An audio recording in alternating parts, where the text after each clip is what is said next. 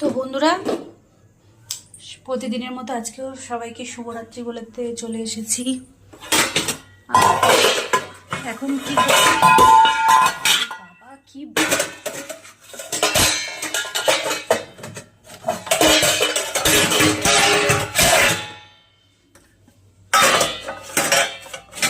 মনে হচ্ছে কেউ আসবে, এত ধুমধাম বাসন পড়ছে।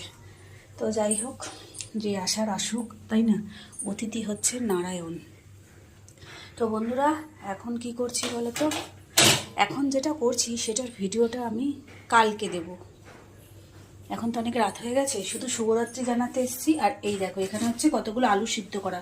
এটা কিন্তু ভাত দিয়ে খাবো দেখে আলুর চোখা বানাবো বলে করিনি, এটা হচ্ছে ফুচকা বানাবো। এই দেখো, এখানে টক জল করে রাখা আছে।